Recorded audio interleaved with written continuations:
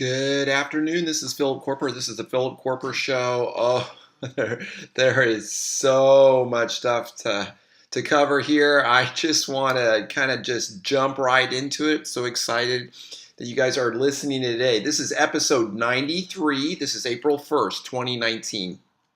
And I wanted to start off that the other day I started doing some investigation. So I've got a friend here in Pikeville, Kentucky, who's telling me that a lot of the people that he is bumping into here in Pikeville. Now, this guy has lived here his whole life, as well as his father, his grandfather.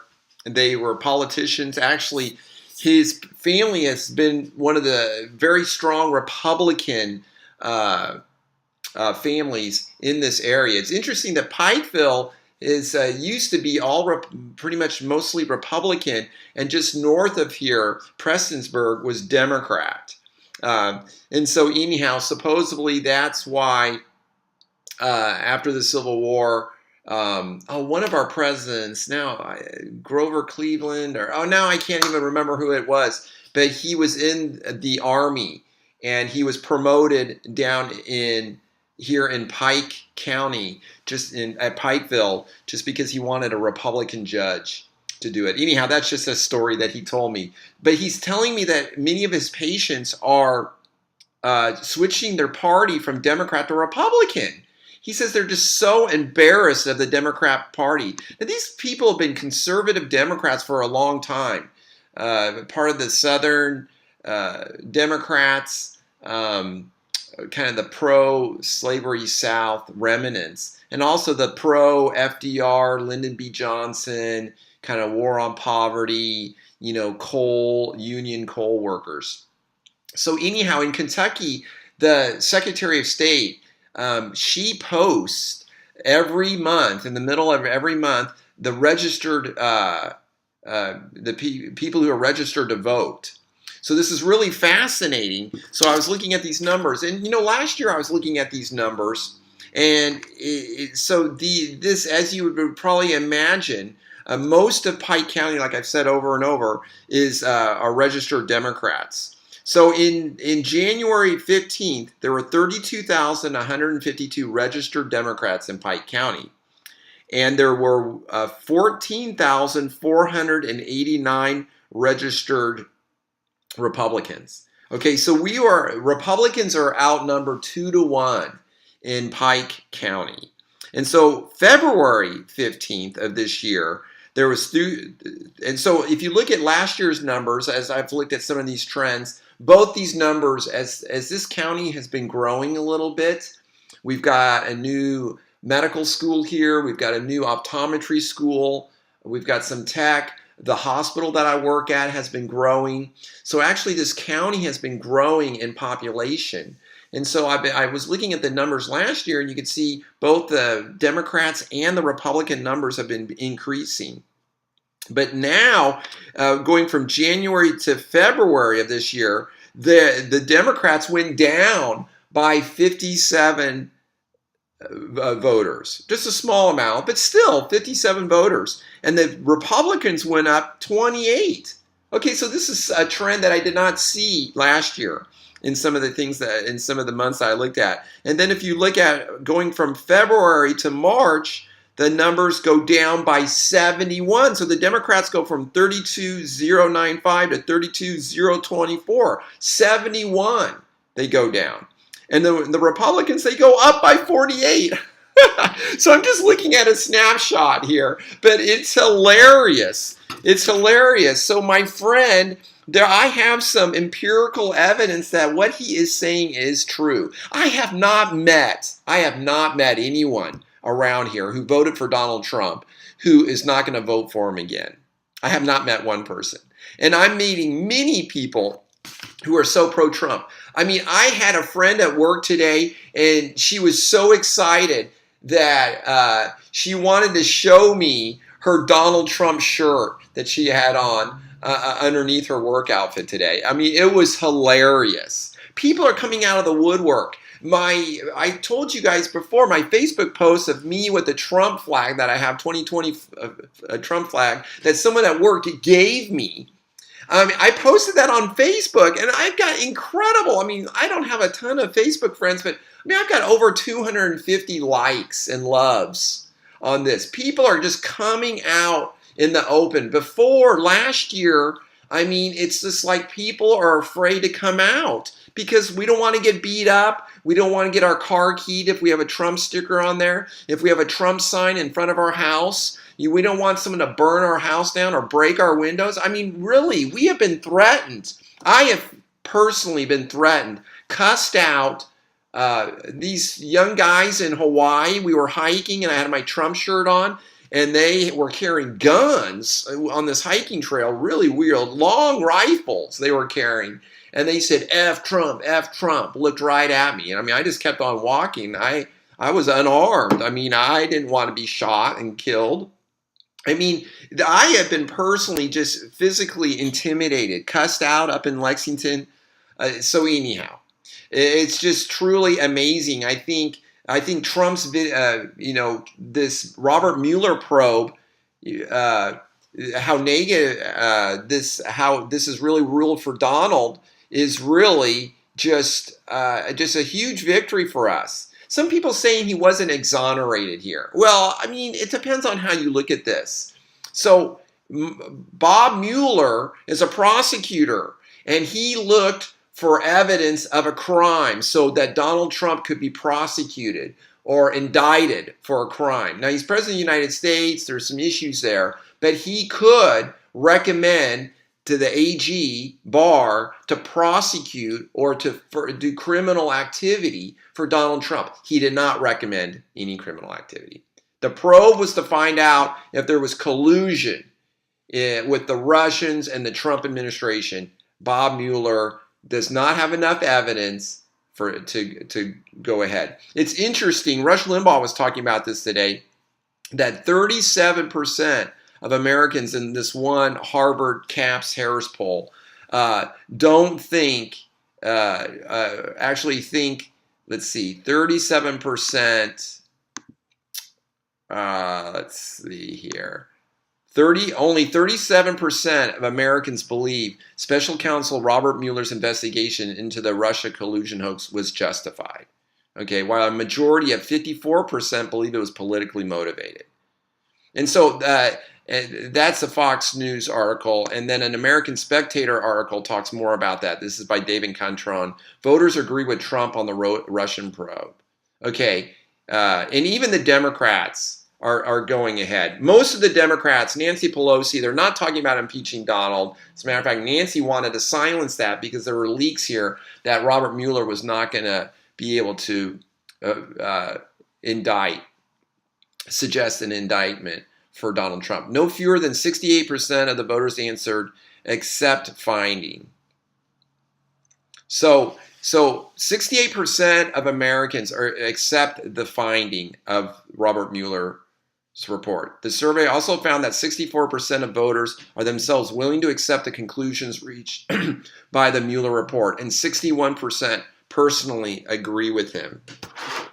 So anyhow, this is just really interesting. Plug my microphone in here. I got so excited. Didn't have my microphone plugged in. So this is just really good news. Okay. 54% answered that this Mueller probe was politically motivated. 61% say Democrats in Congress should move on to other issues.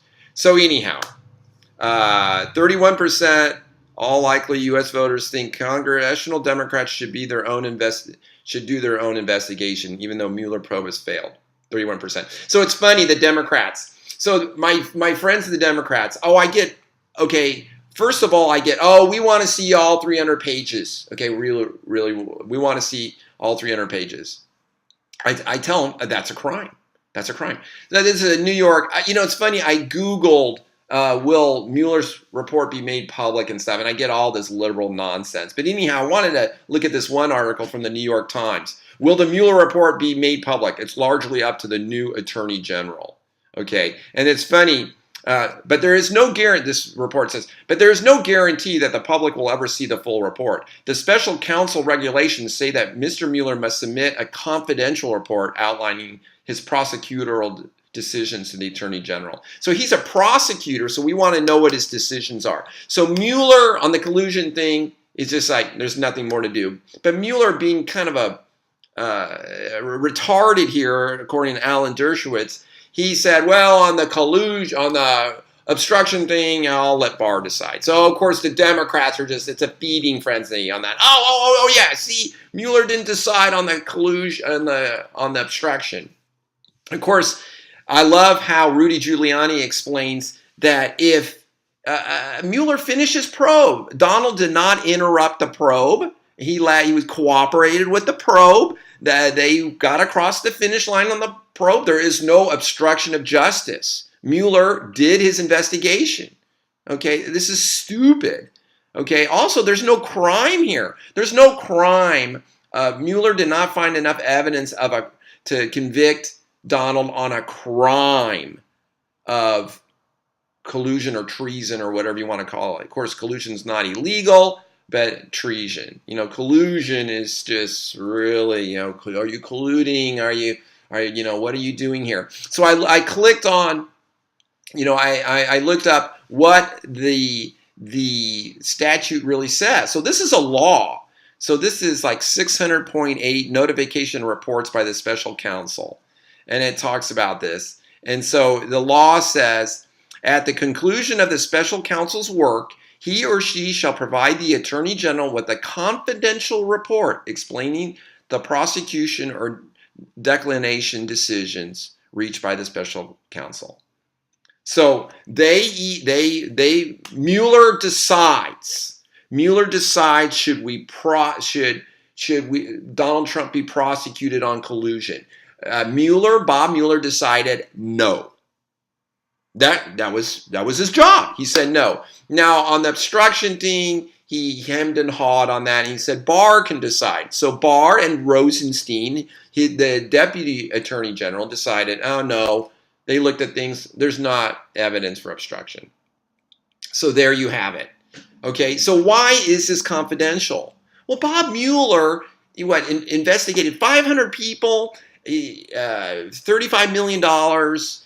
Who knows how many subpoenas? I mean, it's just incredible how much effort was put into this. 500 people were interrogated. I mean, this was just unbelievable. I mean, many people say this is unconstitutional, that the President of the United States cannot be investigated like this. He needs to be able to do his job. The Democrats here are just trying to prevent Donald Trump from doing his job as president. 64 million votes for Donald Trump to be president of the United States, and the Democrats won't allow him to be president in the United States. They want to overturn our election. This is an incredible deep state. Many people are saying that John Brennan, the ex-head of the CIA, Obama's CIA director, was behind all of this. And the public tweets of John Brennan go along with that. It's incredible how vindictive he's been and saying that there's evidence of treason. And then he said he's got bad information. I mean, he was a trusted source for information, a man with top secret clearance going after Donald Trump like this. He is the definition of a deep stater. John Brennan is not elected by the people of the United States. So anyhow, it is illegal. So when we did the special counsel with Bill Clinton, digging up all this dirt on Bill Clinton, people realized this is just ridiculous, okay? So this is why this is confidential. It's like a grand jury. When a grand jury does an investigation, all of that is confidential. We don't know what the grand jury's deciding. It's all confidential. So you'll hear about this, and I'm not a lawyer, but I want to try to explain how I understand it, is that the special counsel, so you'll see police investigations, okay? And then they'll decide whether to prosecute like a policeman for like illegally shooting somebody, okay? So there'll be a hearing and there'll be a grand jury and they'll decide in private whether they have enough evidence to go ahead and indict like a police officer or not. It's an investigation that needs to be kept secret and private. Because if they don't have enough evidence, then all the digging around that they did, it's unfair to the person to release all of that information. I wonder if that makes sense to you. So anyhow, this is just, yeah. So anyhow, yeah. So my friends at work, say they want, we want to see the 300-page report. And people like Chuck Schumer are being they are lying about this. The law it's criminal. William Barr would go to jail if you released the Mueller report right now. It's supposed to be confidential. He would be breaking the law. So Robert Mueller now is striking both the president, the Republicans and Democrats. They want to act like it's transparency and stuff. Okay, so they're just kind of ignoring the law. They're kind of pretending like they don't even understand it. So Bob Mueller now is redacting all the things that are sensitive information and deciding what can be released to the public and what cannot be released to the public. So anyhow, people say it's a huge conspiracy. Oh, now Barr's in charge of it. I mean, so really the Democrats will stop at nothing. Okay, stop at nothing. And some of my Democrat friends at work today, they say, we're not done. We're going to keep investigation. And I basically say, so you'll stop at nothing here. I mean, they just want Donald Trump to resign, get out of here, go away. I'm just saying, well, wait a minute. I am confused because there is something that we have in this country that I'm just kind of missing out here. We have like elections. I mean, we are not a banana republic. This deep state coup is like some generals of the army trying to take over the country. I mean, this is just, it's preposterous. I love this article from Fox News from yesterday. Why didn't Obama do more to counter Russian interference in our election? I mean, this was brought up from the very beginning. If the Russians were so bad and evil, if John Brennan and James Clapper, the head of the NSA or National Security Advisor, and if James Comey knew about all of this bad, evil stuff that the Russians were doing and that Donald Trump was going to win an election, I mean, they knew about all of this before the election. If the Russians were manipulating everything and they were going to put their prized little Donald Trump, their little spy, to lead the most powerful country in the world, I mean, why didn't Obama say anything? Why didn't he do anything? Publicly, he did nothing. Neither did John Brennan. Neither did James Comey was doing his fake little investigation in the HRC. Oh, that was so fake. It was so retarded. The FBI didn't even get her servers. I mean, God, it's unbelievable. Unbelievable. And then they go ballistic on Donald Trump, their little insurance policy, in case he wins. I mean, this is so unbelievably made up. And I can't wait because Rudy Giuliani and Donald Trump and many people, Lindsey Graham, are talking about we are going to get to the bottom of why this is like one of the greatest hoax in our country's history. This is so much worse than Watergate. Watergate was Richard Nixon hiring a few thugs to break into the Democrat, the party's offices to try to dig up some dirt and get some news about what's going on with them. Here, we've got the heads of the FBI. The head, James Comey. We have John Brennan, the head of the CIA.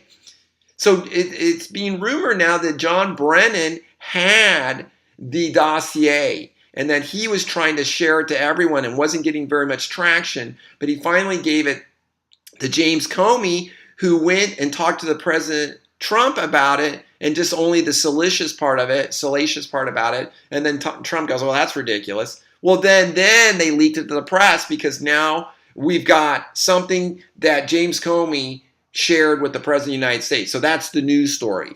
So BuzzFeed breaks the story. And of course, John McCain was involved there too. I mean, but this is so, it's really so incredible. I can't wait to get to the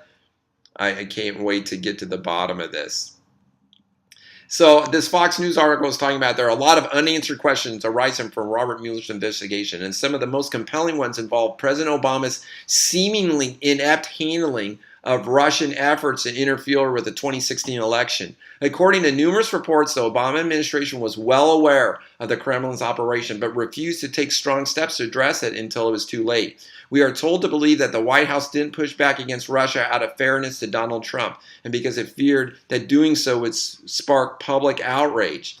It was a politically perilous issue for the White House, argued Yahoo News chief investigative correspondent Michael Isikoff. Quote, President Obama did not want to be perceived as interfering in the election himself on behalf of Hillary Clinton. Case closed, not so fast. Months before the 2016 election, the FBI opened its Crossfire Hurricane investigation, seeking evidence of possible collusion between Russia and low-level staffers of the Trump campaign. Disgraced former FBI Director James Comey has since informed Congress that the probe initially targeted 4 Americans, but confirmed that neither Donald Trump nor his campaign organized itself were among the targets. That investigation, remember Donald had to make a big deal about, are you investigating me or not? With James Comey. That investigation eventually led to the appointment of special counsel Robert Mueller, who finally concluded that no such collusion took place more than 2 years after President blah, blah, blah, blah. If President Obama really had concerns that Russia might be working with members of the Trump campaign to influence the outcome of the 2016 election, then it is curious that his administration failed to coordinate with candidate Trump to investigate the FBI suspicions and take any steps that might be necessary to rid his campaign of the Russian saboteurs. So if the Russians were embedded into the Trump campaign, why didn't Trump wasn't notified? Instead, Obama administration officials merely issued a vague warning to both Trump and Clinton be on the lookout for Russian infiltrators, and Obama himself maintained public silence on the matter. The White House finally condemned Russia in October, just a month before the election, despite having been made aware of Putin's operation. Were they trying to sabotage President Trump's election bid? The American people only learned of this significant delay a year later when the Washington Post revealed that a courier from the CIA had delivered an intelligence bombshell to the White House in August 2016 containing a report drawn from sources deep inside the Russian government that detailed Russian President Vladimir Putin's direct involvement in a cyber campaign to disrupt and discredit the U.S. presidential race. Shockingly, according to other reports, President Obama was aware in more general terms of Russia's planned effort to undermine American democracy for years. The Obama administration received multiple warnings from national security officials between 2014 and 2016 that the Kremlin was ramping up in its intelligence operations and building disinformation networks it could use to disrupt the U.S. political system. Politico reported in 2017. So you got all of this stuff going on, but why didn't Obama take a tougher stance on Russia? Why did he wait so long to address Moscow's election interference? Did he really mean it when he famously mocked Mitt Romney for viewing Russia as our biggest threat on the world stage? Why did the FBI keep candidate Trump in the dark if he did not believe he was personally involved in the suspected collusion with Russia? America deserves answers. Oh, we deserve answers. Well, we know why. We can look at all these texts of these, Lisa Page and Stroke. We can look at their text. We know why. Okay, they hated Donald Trump. They wanted HRC to win. They all thought she was going to win. They thought she was going to win, so they would just bury all this stuff. They didn't want her to be discredited. So they didn't want, HRC to win the presidency, and then there would be all the Russians were colluding and interfering with the election. Then it would look like the results were tainted. But guess what? She did not win. She lost. Huge electoral college victory for Donald Trump, and oh my heavens, then the insurance policy went into place. And and then they released all this to discredit the election, to discredit Donald Trump, to make him look like a Russian spy. This is unbelievable. And that a lot of Americans bought into this it's embarrassing. It is just embarrassing. Oh, God. It is embarrassing. My other Democrat friends, they go, I'm not really following things. So they'll get on CNN and they'll come out, the next day they'll come and they'll level all these attacks at Donald Trump is like the walls are caving in. The walls are caving in on him. It's actually mocking one of my friends today. I go, I remember when you said the walls were caving in. This is all just CNN repeated on in public stuff, just talking points. And so they'll come at me, but then all these other things, these other subjects where we're winning, where the Republicans are right, where we have big, huge victories. Oh, I haven't been following that. I haven't been following that. Oh, really? Oh, really? Jesse Smollett? Who's Jesse Smollett? Oh, I had a fun debate with Jesse Smollett's case today, and my friend, who's I think he might be a Democrat. I don't know. He's probably a Republican. I mean, he's pro-life. He's pro Second Amendment. Okay, and yet he thinks Jesse Smollett really got attacked, like it was some kind of racial injustice thing. I mean, like, really? You still believe that? It's incredible. So it's funny. I love this Fox News article about Trump saving Judge Amy Coney Barrett to replace Ginsburg. Oh, people are just freaking out over this. Amy Coney Barrett. Remember, this is the one we wanted. We didn't want Brett Kavanaugh because he's too moderate. I mean, he's kind of weird the way he's got all these, only picks women as his interns. I mean, this guy has got some iffy case decisions, okay? So, whatever. We really wanted Amy Coney Barrett. She seems to be an awesome conservative. So anyhow, people are just, the left is just going to, they're going to be triggered so much by this. They're going to just freak out. I don't even know how they're going to get through the day. They're going to have to go to Starbucks like 3 or 4 times to get through the day. This is just, amazing. Fairfax's accuser, Tyson, she speaks out as the Virginia lieutenant governor says he passed the polygraph test. Okay, I mean, I don't even know why we do polygraph tests. I mean, I think the evidence shows they don't even work. I know if you go into the Department of Justice or something, they still do these polygraph tests. But anyhow, Vanessa Tyson is now public with her sexual allegations, misconduct allegations against Justin Fairfax. You know, this has been buried. You know, the Democrats have buried all of these problems with Virginia, with their governor saying that, that he would do infanticide, his blackface or KKK thing. You know, the Democrats will just look the other way now, okay? Their own standards, they don't use their own standards that they use against the Republicans for themselves. And then the lieutenant governor with these sexual assault allegations. So that has not gone away. And then you've got Comrade Cortez, of course. She, the thing is, I mean, she was like a bartender just like a year ago or 2 years ago. I mean, we all know what happened here is that guy from India with all the money and with all the brains, he decides that he is going to go out and recruit the best people, and he is just going to put them in office. And I forgot that guy's name. He's in trouble because he had the 2 corporations and he was moving money from one to the other. But he goes out and finds these candidates who really look good in front of the camera, and he found Alexandria Ocasio-Cortez, as Rush Limbaugh says. So Comrade Cortez, like I like to call her, she is not very smart, okay? But she was recruited for the job. He got her elected, which was brilliant from a political standpoint. And yet now we find out that she is like not very smart at all.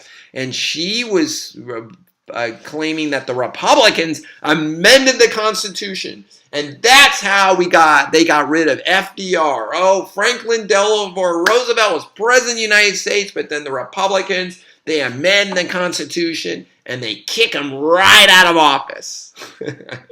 Well, if you read the book Truman or anything, Cortez, you would know that FDR died in office. And then it was 2 years later that we got this 22nd Amendment. I think it was the 22nd. That passed, and it limits the president to 2 terms. Yeah, we had to do that because the stupid Democrats would abuse the procedure that George Washington set up. I mean, only 2 terms.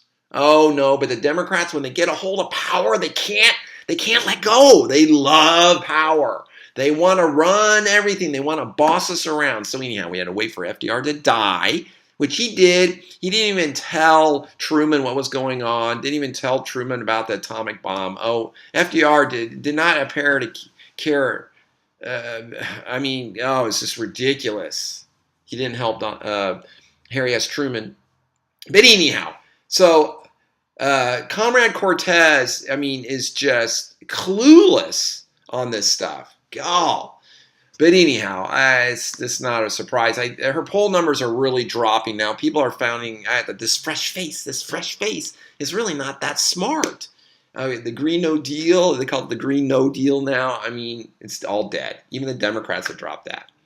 So anyhow, Joe Biden, Creepy Joe, keeps trending on Twitter. Even the 2020 Democrats now are addressing this. They're like, oh, well, we got to look into this and stuff. Oh, so anyhow, poor Joe, he's getting a lot of bad publicity. This is not looking good for Joe. But who knows? The Democrats don't use their own standards. This hashtag #MeToo is not going to apply to them. Okay, it didn't apply to the Lieutenant Governor of Virginia. It's not going to apply to this guy. But it's interesting. You know, what does Bernard Sanders say here? You know, Bernard, he says, I think the more I like Ben Shapiro's imitation of Bernard. He says, let me make sure this is Bernard. Bernard says, oh, here he is. Bernard said on Face the Nation, he said that while he has no reason not to believe Flores, he doesn't believe that, quote, one incident alone, unquote, would disqualify Biden from running from the White House. That's a decision for the vice president to make, Sanders said. I'm not sure that one incident alone disqualifies anybody. So there we go. So I guess when Donald was talking about these women, you know, they allow you to do all these things because they just love the celebrities and stuff. Oh, I mean, I guess that was okay if Donald Trump would talk about that. Oh, but this is not, you know, it's okay. That's not okay. But Joe Biden doing his things, that's okay. And one incident. I mean, how do you know it's one incident alone? Okay, chances are it's not, but, you know, whatever. There's a lot of cover going on there. So anyhow, so we know, they claim that they are the party principal. Well, I guess that doesn't work.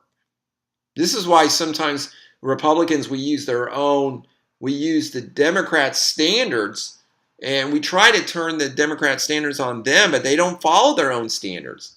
And so then the Republicans are expected to follow along with the Democrat standards. Well, they don't even follow their own standards. So anyhow, I love how Donald Trump is threatening Mexico here. He says he's threatening to close the border. This is brilliant. We need to immediately stop flood of illegal immigrants. I saw this video of this pickup truck. It's like a Ford F-150 or I think that's it was like not a big heavy duty pickup truck. It's like a normal full size pickup truck. I think that's a half ton. And it's the 4-door one, like the crew cab one, kind of a normal looking pickup truck. And you've got the dash cam of the police officer pulling him over. I don't know if this was in Texas or where this was. But then the pickup truck takes off. It goes across the divided highway and goes off into the median and stops. And then people just start piling out of it. It's like college kids piling into a Volkswagen. Those are the films that we saw when I was a kid growing up. But it's like 23, 25 people just pile out of this pickup truck. So the bed of the pickup truck, there are apparently all these people lying down in the bed of the pickup truck. There's no cab or cover to or maybe there is actually a tarp that you can't really even see. It's just over the bed, the back bed of the pickup truck. But it's not above where you can see. And so these people just all start piling out. It's just unbelievable.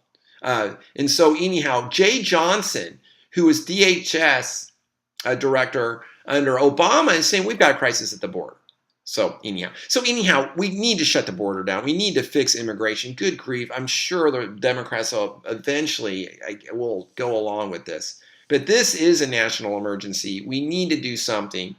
And the thing is Mexico needs us more than we need them. It's so funny. The Democrats are crying, oh, and I was listening to NPR, oh, what about all the economic activity? Since when do Democrats believe in economic activity? They hate it. They hate capitalism. They hate economic opportunity. They hate it. And of course, Everyone knows the richest parts of Mexico are right up on our northern border. So yes, the trade with America has enriched Mexicans. Okay, yes. And yes, trade will enrich Americans too, but they're benefiting from it. They need us more than we need them. This is like when Donald plays hardball with China and then they're being unfair in trade. Mexico has got to do something here. This is just like the story I gave the other day of Melilla or whatever that city is in North Africa in Morocco. That is a Spanish city in Morocco, and how they have all these fences because people are invading into this Spanish city so they could be in Spain, so they could be in the EU and get all of the little goodies and the welfare benefits and the jobs and stuff in the EU that they can't get in Africa. This is the same thing.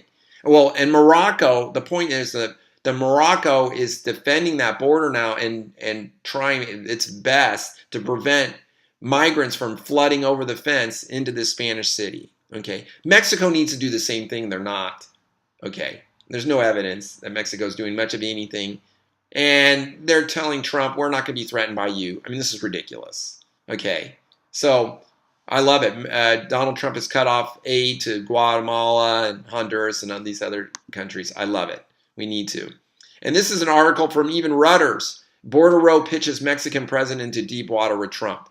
Donald Trump's threat to shut the U.S. border if Mexico does not halt an illegal immigration has exposed the limitations of the new Mexican government's strategy of trying to appease the U.S. president as he gears up for re-election. Okay.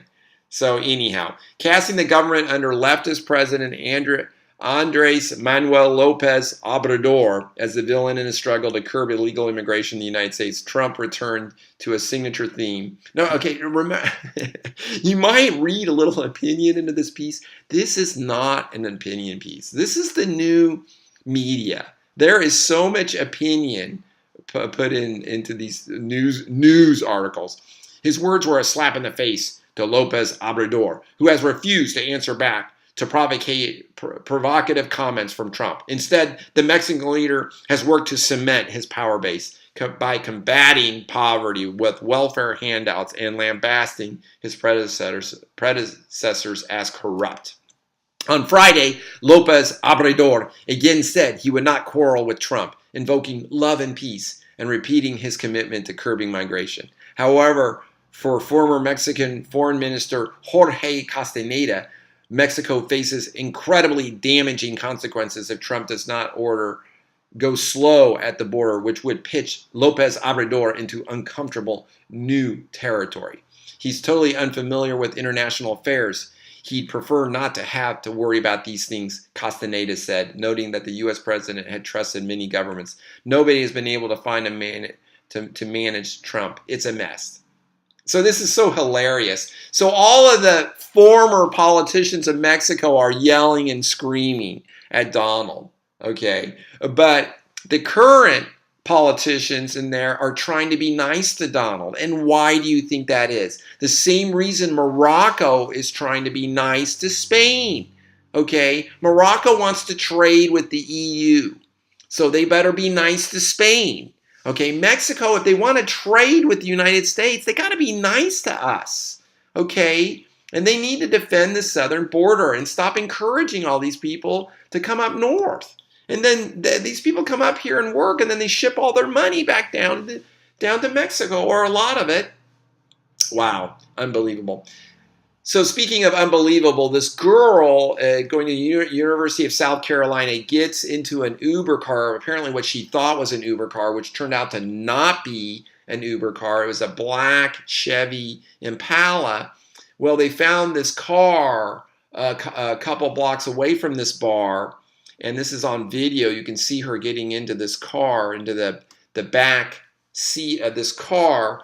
Well, they found this car not too far away from this bar, and this car was owned by Nathaniel David Rollins. Okay, he's a college dropout, and he had He's had felony convictions before. All right. He posted this weird stuff in Facebook. What was it?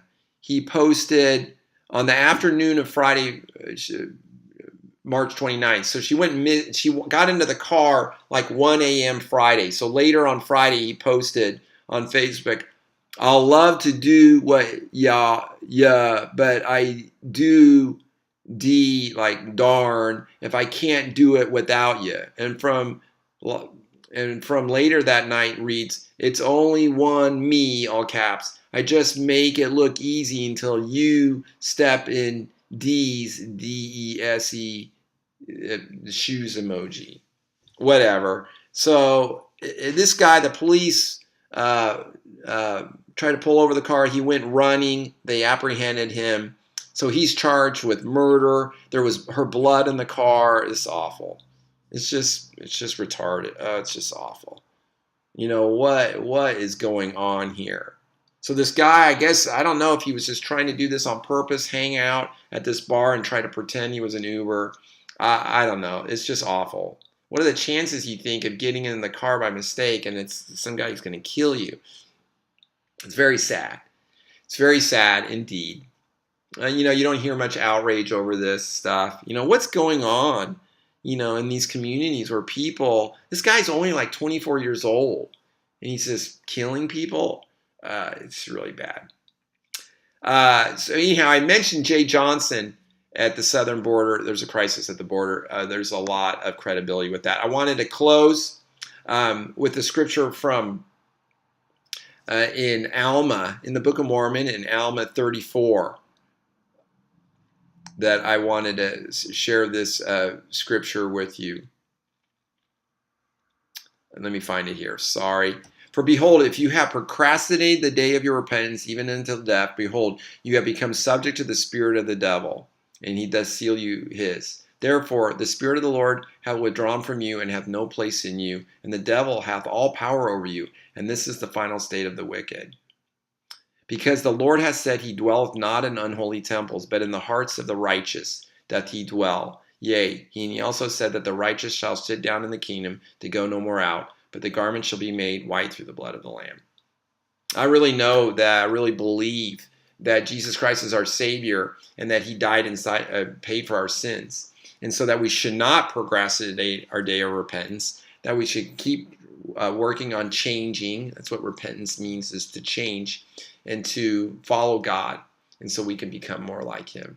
Thank you so much for listening. This is Philip Koerper. This is the Philip Koerper Show. You can subscribe on iTunes, or I'm working to get my TuneIn podcast up and running. But just search the Philip Koerper Show. Or you could also watch on YouTube and on my channel, the Philip Koerper Show. You guys have a great day. Thanks for listening.